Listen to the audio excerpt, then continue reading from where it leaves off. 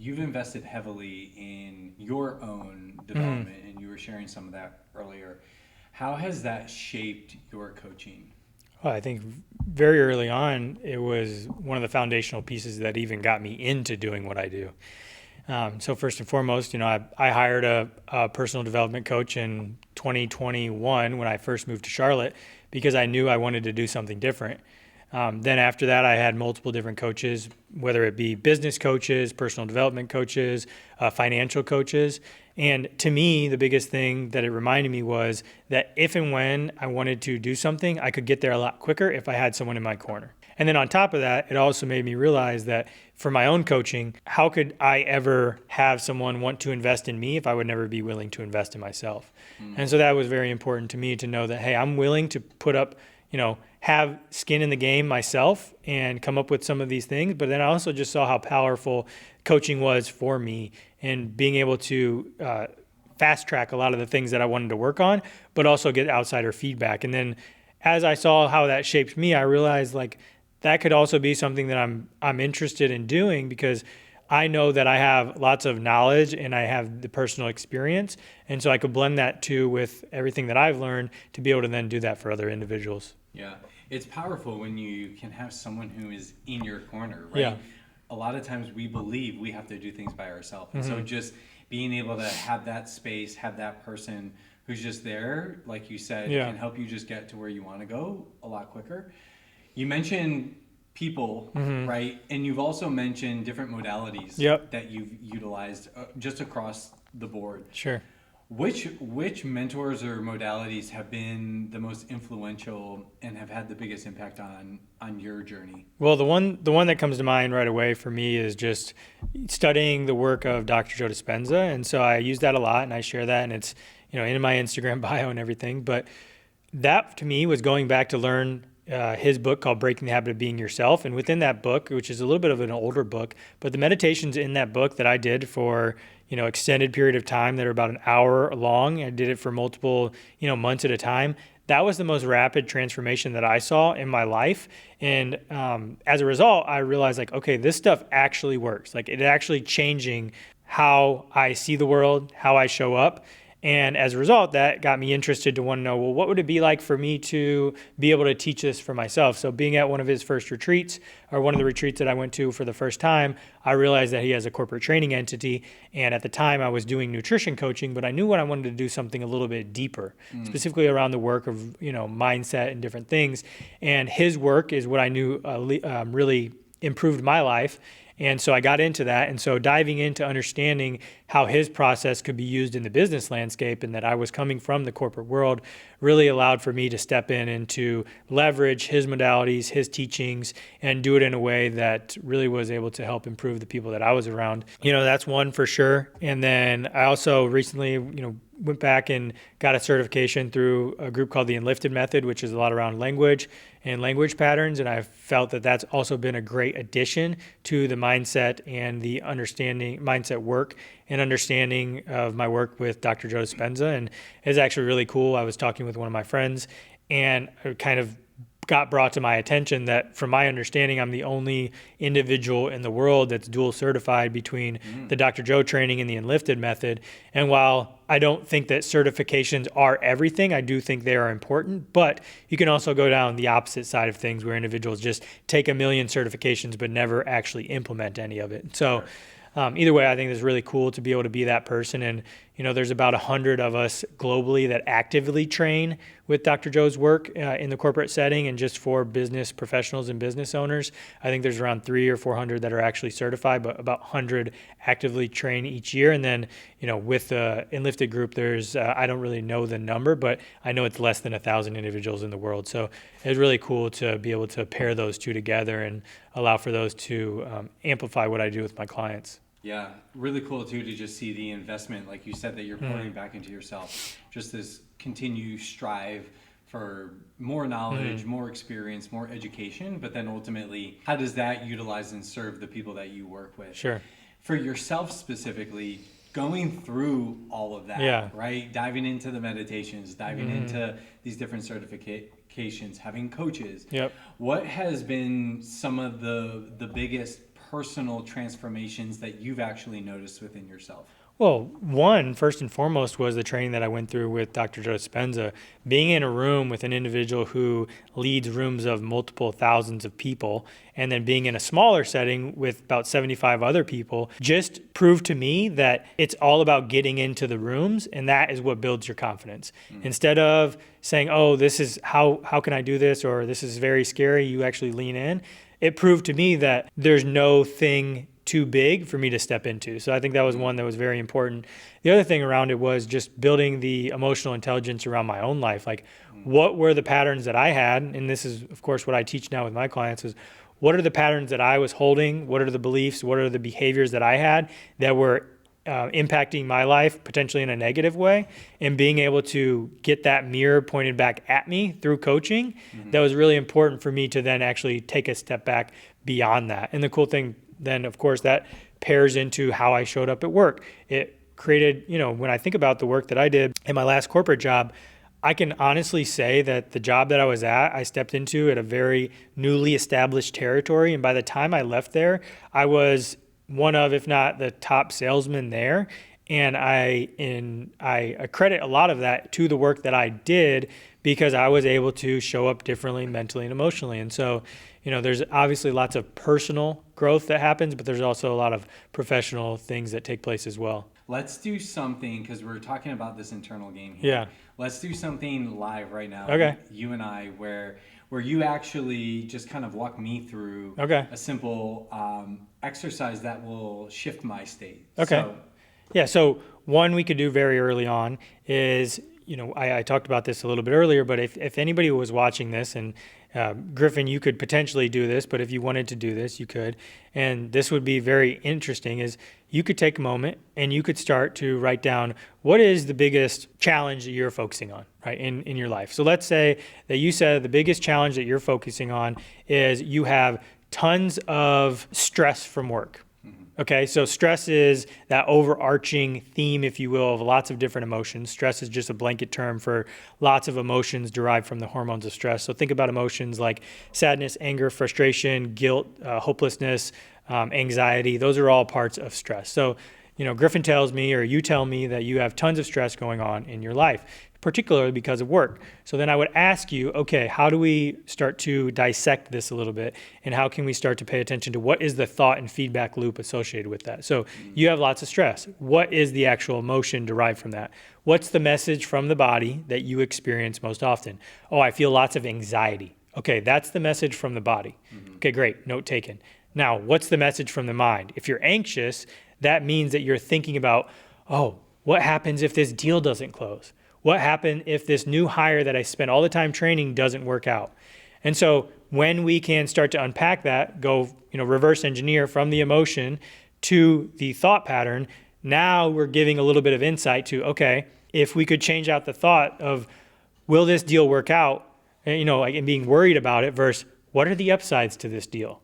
What does that do to the emotional state? Then what does that do to the anxiety or the stress that you're feeling at work? And so it can just be as simple as writing those things down and starting to become aware of them and analyzing them. And then from there, we talked about it earlier, is you can start to pay attention to the words that I use. Oh, I don't know if this individual will ever work out for me in this job. And right away, what type of emotion does that create? Well, I don't know if he will ever work out. There's lots of skepticism. There's doubt. There's fear. There's most likely the anxiety that comes up. And so if we can switch back and start to learn, well, one, what does it take to slow down out of anxiety into a more coherent state? Our brainwave is going to change, and the way that we speak is going to change. Or we can go from the thought level around the words that we use, shift out the words, which will then change the emotional state, which is going to change the external impact. I like that. I like that example of you just kind of breaking that down. So if someone's listening to you talk about this right now, and they're like, okay, cool, I hear that. Like, you're using the example, you're talking about stress. Maybe that's not exactly what it is for me. How would you frame that for them so they could, take your little nugget of what you're saying right now and go, okay, cool, I'm going to apply that. What would that framing Well, look like, just think, you would want to put over like a, like if everybody's ever seen a mind map or like a flow chart, right? At the very top, what is the problem that you think it is? Okay, so whatever that problem is, it could be a relationship problem, it could be a business problem, it could be a personal problem, write that out. How is that showing up in your external life? Okay, you've got that. Now, let's derive it a little bit smaller. Let's, allow for it to chunk it down a bit. What's the emotion or emotions that you feel the majority of the time that are, associated with that problem? Okay, now you have the emotion.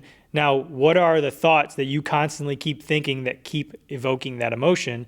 Okay, now you have a roadmap. And then from there, we can start to utilize nervous system regulation, meditation to start to move you out of that emotional state. So if you're anxious, overwhelmed, stressed, upset, frustrated, you can use meditation to reset your baseline.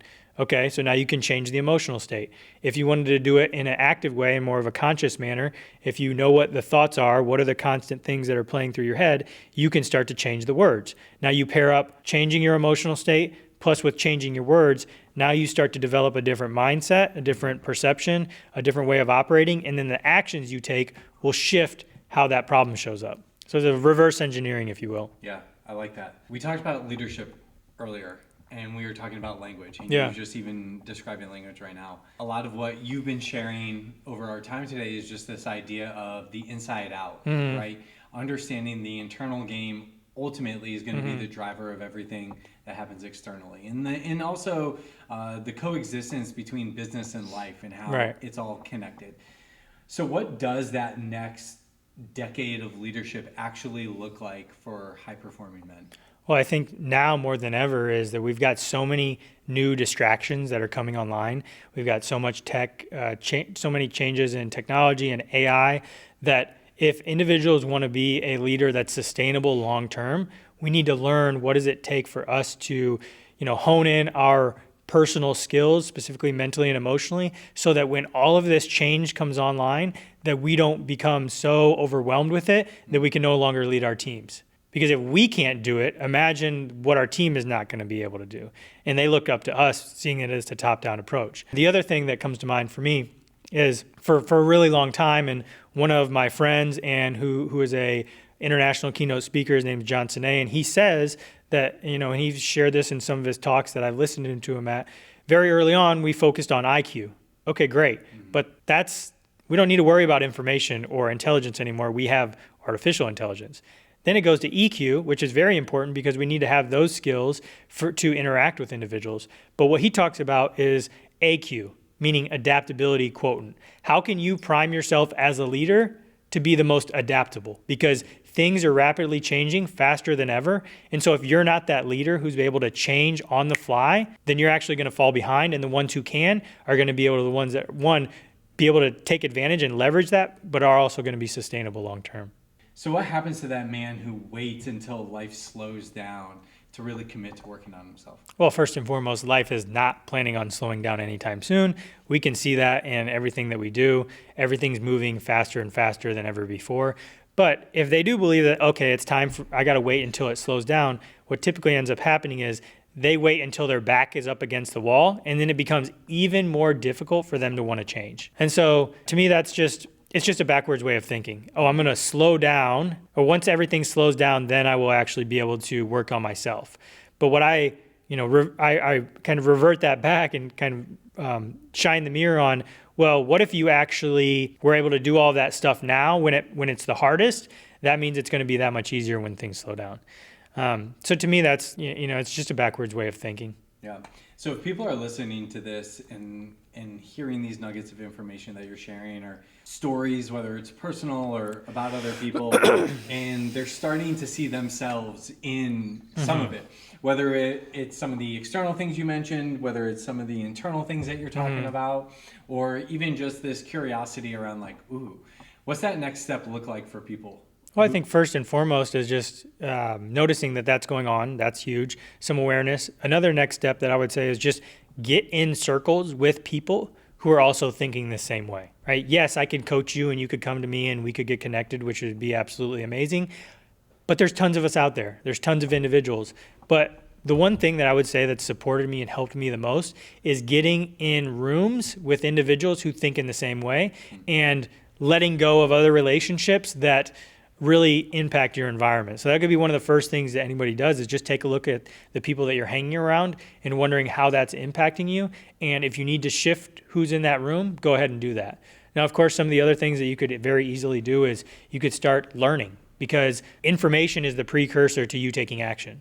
So yes, you might hear me on this, and that might spark an idea, but you still need to take some more action with it. So a next action you could potentially pick up a book and read a book around this. You could listen to a podcast. You could buy a course. You could sign up for coaching. You could sign up for a seminar. There's so many different avenues to go, and in utilizing either time or money as an excuse are really irrelevant, because one, there is tons of stuff out there that's free, and you can do things at your own pace. Like there's, oh, you don't have time to sit down and read a book.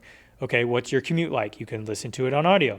Oh, you don't have time to attend a live seminar. Okay, great. Download a course that's self-paced and you can figure out where to do it at. So those excuses are often irrelevant, but those are just some of the very simple things that people can do. And I think that would be really helpful to them to take the next step and start to develop a lot of this. Outside of that, though, if the individuals obviously want to reach out, there's obviously social media that I have and so many other individuals have. There's a way to connect with us and have conversations and book calls and stuff like that. Yeah, I think a lot of people, when they hear this, or they at least hear people talk about it, they think the gap is so large between where they are and like what they hear people talking about. Right.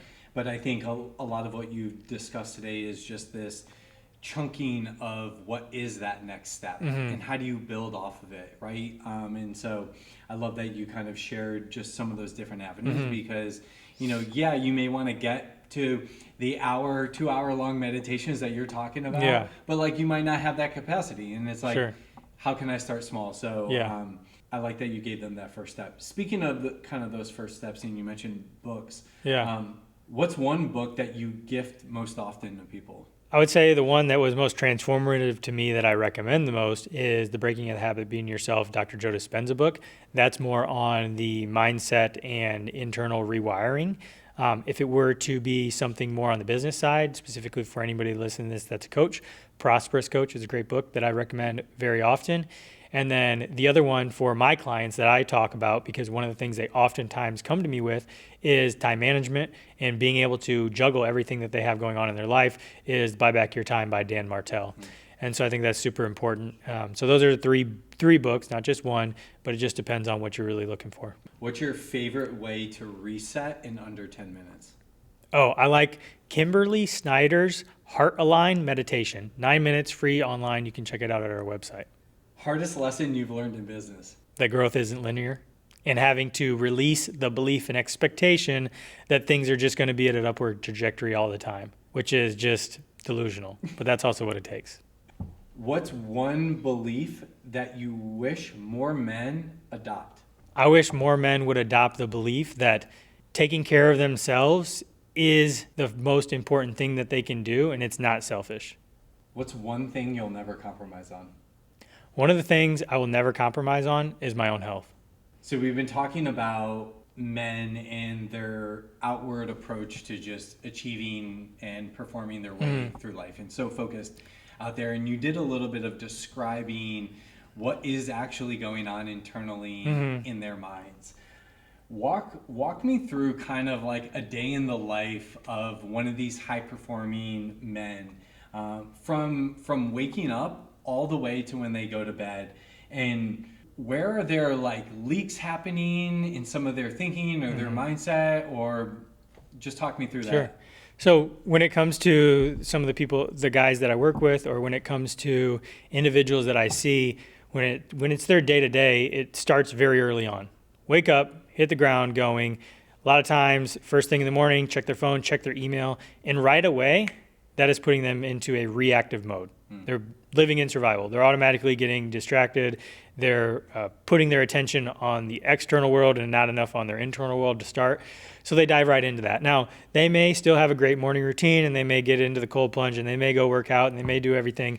But through that whole process, they have already focused way more on everyone else and not enough on themselves by allowing for themselves to open up their email and not taking their time to really reset or create a little bit of space for themselves in the morning. Then, of course, they hit the ground running first thing in the morning, going to a meeting, into the office, or whatever the case is. All day long, their biggest energy and leaks are, one, not giving themselves time to slow down because they're not really operating at a full tank of gas, if you will. So for instance, I used this before as an example at one of speaking engagements I was at a few weeks ago, is all of a sudden, like, let's say you wake up in the morning and you see that email, and it's an email that deal that you've been working on with a different client didn't go through, and now boom, all of a sudden you are spiked into an incoherent state. Okay, now you let that digress a little bit, but you think you do, and then you go into a cold plunge, and then you go into a workout, which is actually increasing your incoherence to some degree because you're actively stressing yourself out, but in a good way. But then you get into the office, and before you can even have a conversation, you're into another meeting, and you haven't given yourself time to slow down. So you need that level of incoherence, if you will, that a fuel as adrenaline to keep going. Then all of a sudden you get to lunch, and you're finally having the lunch meeting, and instead of paying attention, just eating your food, you're on calls the whole time, you're scrolling social media, you're distracted, and you don't actually give yourself time to regulate. Of course, then you go to a day all day long and you're stuck in traffic, and instead of just being mellow or listening to something important, you sit there and overthink about something. And when you overthink about it, it sparks that emotion, which then puts you into a dysregulated state all over again. You go home, then there's a disruption at home, and that starts to feed into that. And people then not only feel this from day to day, but then it becomes weeks, months, and even years that this becomes a pattern, because without them being aware of it or noticing it, they become addicted to those specific emotions. So they will find the bad client. They will find the bad relationship. They will find the bad business deal, not because that's what they want, but inherently they've trained their body to be that way. So it will naturally seek that out. And this is where it starts to perpetuate. What's actually, in your world, in your experience, what's the biggest fear men have about slowing down? Well, I think that they think I think men believe that slowing down is counterintuitive. But what I argue is that slowing down is what actually allows for you to go faster. And I use the car analogy, right? It's like they think that slowing down is totally stopping and getting off the freeway and not doing anything. But them slowing down doesn't mean that they need to not stop moving. They just can't be going at 1,000,000 miles an hour and hope that their car doesn't break down. And so to me, that's very important. And so when I think about slowing down, think about in the morning, if the first thing that you do within the first 10 to 20 minutes is take some time for yourself. So whether you're journaling or meditating, or even taking some time to just not be on your phone and to do some stretching or some yoga, what you're training your body to do is say that, hey, right when I wake up, the first thing that's most important for me is to train how I want to feel today. And if you can do that first thing in the morning, now your body's like, well, if he's doing this first thing in the morning, right when he gets out of bed, how important is that to him? And if it's that important to him, then actually, because the body likes familiarity, it says, well, he keeps doing that every single day right when he wakes up.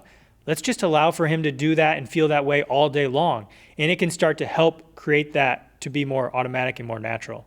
You just said something that really stuck out, the idea that it's a new day, and we can feel this way. I think so many men and people in general will just get stuck in, this is just how I feel. And they don't realize, and I think what you just pinpointed was, every day is a brand new opportunity, and in utilizing tools and things like that allow you to kind of rewrite each day in the way that you want it to be. Yeah, 100%. And one example that's I found, I was on a call just the other day, and an individual said on the call, it's just the way I am. It's just who I am.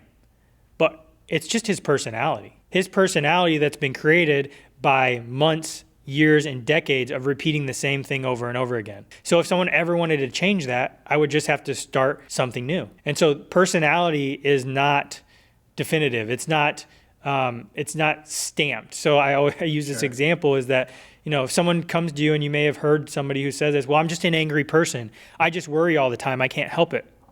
They didn't come out of the womb and all of a sudden get stamped, oh, this is an angry person, and put in the angry ward. That's not how it works. Something happened in their life that they experienced anger, and they've continued to reaffirm it and prolong it, and now it's become their personality. It's become who they say they are.